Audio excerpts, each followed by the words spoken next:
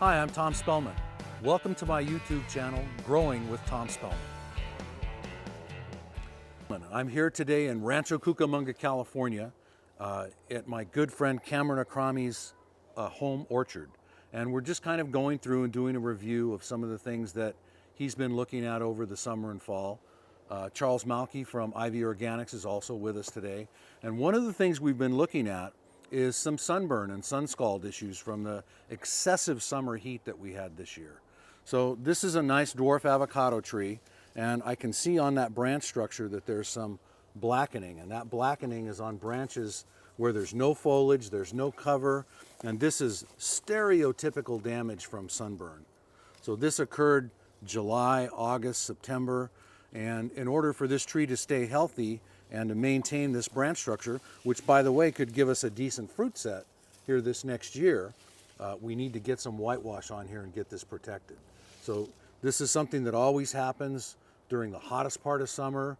It usually faces to that west or southwest direction, so you can always tell sunburn damage by the direction that it faces and by the way it manifests on the branch structure. It's never going to happen where there's lots of foliage, where there's lots of cover. It's always going to be on a bare branch section that faces the hottest part of the sun.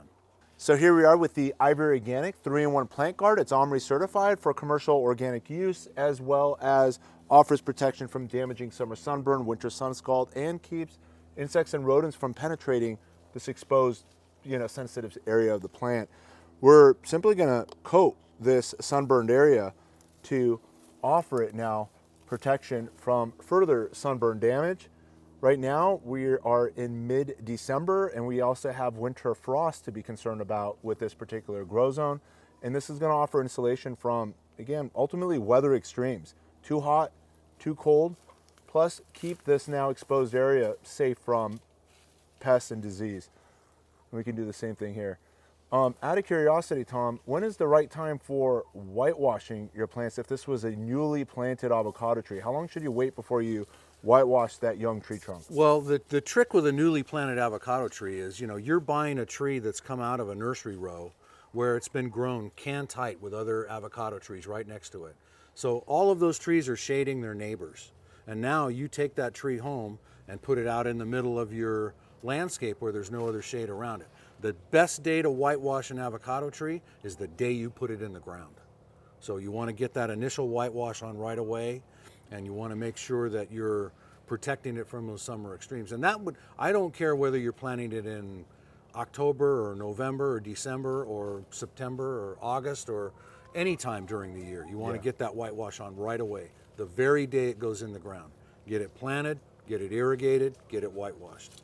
That's great. How about when it comes to fertilizer? When's the right time to be feeding avocados? And I know avocados are heavy feeders, or as they're typically described as. How often or how frequently should you be feeding your avocado trees? So if I'm planting an avocado in the ground, I'm going to feed it the day that I plant it, pretty much regardless of when that is. But on an established tree, I'm going to go for 3 feedings a year for a tree in the ground. I'm going to go end of January, middle of April, end of June, or 1st of July. So it's kind of like 6 month on, 6 month off. I don't want to feed late in the summer. I want to make sure that I'm feeding when the tree is using it, when the tree is growing, so that the tree can make use of those nutrients through August, September, October, and use those up as it goes into the cooler season. Feeding an avocado late in the season, or a subtropical late in the season, or even a deciduous tree for that matter, would kind of like be the equivalent of you going to Starbucks at 11 p.m. and buying that venti frappuccino with an extra shot of espresso and thinking you're going to go home and go to sleep. Not going to happen. Well, I better have a 5-hour drive or a 2,000-word article to write, because I'm not sleeping after that. So you want to allow your trees to go into a winter dormant season or a winter quiet season. The avocados aren't going to go dormant and drop their leaves, but a deciduous tree will. And you don't want to be forcing that growth late in the fall. So best times to feed: end of January, middle of April, end of June. Wonderful. How about, last question, when it comes to foliar feeding, IV Organics has an all-purpose fertilizer that offers your plants all 6 plant macronutrients. You can put a tablespoon of that in a gallon of water. When would be the best time to foliar feed we can just drench the leaves and hopefully get a lot of that nutrition. Well, you can actually foliar feed any time of the year, but in my opinion, especially with citrus and subtropicals, as they shut down during the winter, they don't effectively take up nutrients and carbohydrates at that point. So if you have a citrus and you've been feeding it and the color's off in January and February, you can put a foliar feed on, especially with those micronutrients, and that's really going to help to pick up the color and give you a good strong spring bloom. That was a ton of helpful information. Thank you so very much, Tom.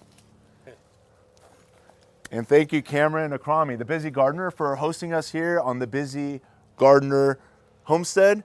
And we truly appreciate this opportunity and bringing this education to you. If you've enjoyed this content brought to you by Tom Spellman, be sure to give him that thumbs up, share us with your gardening friends and family.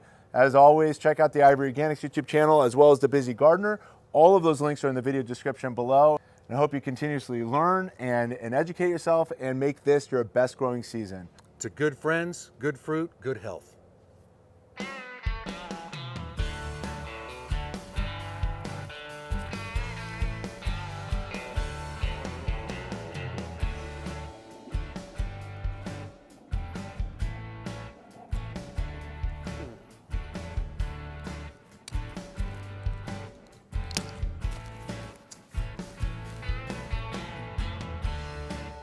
I hope you found this information valuable, informative, entertaining. If you like what you've seen, please give me a thumbs up and please subscribe to the channel.